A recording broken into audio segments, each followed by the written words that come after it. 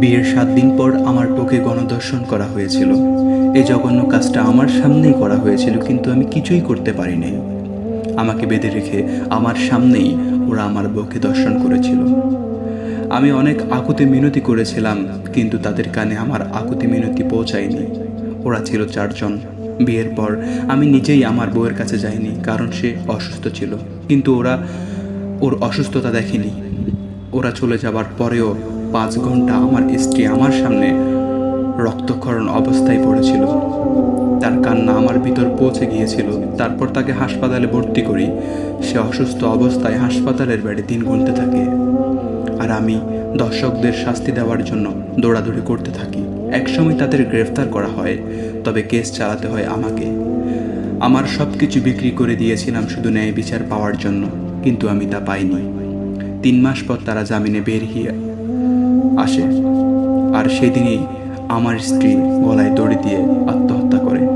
চিঠিতে লিখে গিয়েছিল, এদেশে দর্শকের শাস্তি হয় না, কিন্তু দর্শিতার মানসিক শান্তি ঠিকই হয়।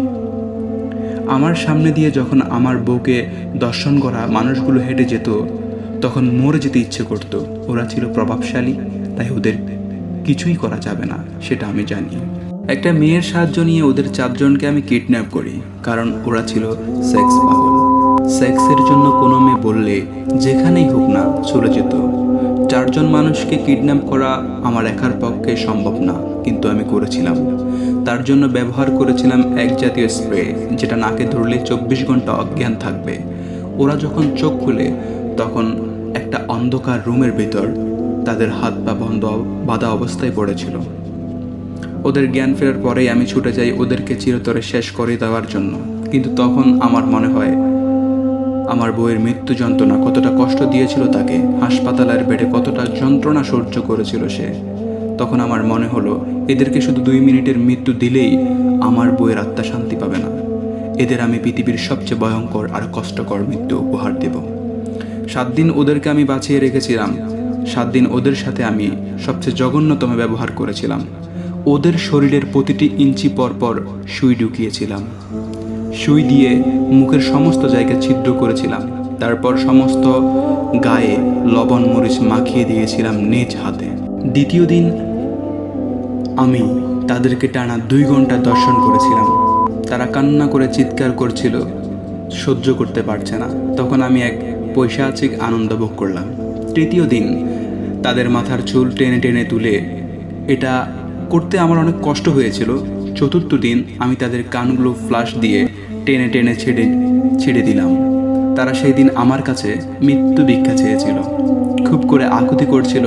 তারা আর সহ্য করতে পারছে না, মৃত্যু চায় তারা, কিন্তু আমি তাদের মৃত্যু দেইনি। পঞ্চম দিন 2টি চোখ তোলার আগে চোখে মরিচের গুঁড়া দিয়েছিলাম। পঞ্চম দিন ওরা অজ্ঞান হয়ে যায়। আমি ভেবেছিলাম ওরা মারা গিয়েছে, তাই নিজের প্রতি অনেক রাগ হয়েছিল সেই দিন। কিন্তু 7 দিনের দিন তাদের জ্ঞান ফিরে আমি বুঝতে পেরেছিলাম তারা আর বেশি সময় বাঁচবে না, তাই তাদের চিরতরে শেষ করার সিদ্ধান্ত নিলাম। তাদের লিঙ্গের অর্ধেক কেটে ফেলেছিলাম। তারপর তাদের বাকি লিঙ্গতে আগুন ধরিয়ে দিয়েছিলাম। সেখান থেকে আস্তে আস্তে পুরো শরীরে আগুন ছড়িয়ে যায়। তবে অনেক সময় লেগেছিল তাদের শরীরে আগুন ছড়াতে। প্রায় 20 মিনিটের মতো আগুনে পুড়ে মৃত্যুর যন্ত্রণায় চিৎকার করেছে। পুরো 7 দিনের একটা ভিডিও বানাই আমি, 57 মিনিটের একটা ভিডিও, যেটাতে 7 দিনের ভয়ঙ্কর শাস্তির রেকর্ড করা ছিল। আমি জানতাম ভিডিওটি ফেসবুকে ছাড়লেই ভাইরাল হবে, তাই ফেসবুকে ছেড়ে দিই।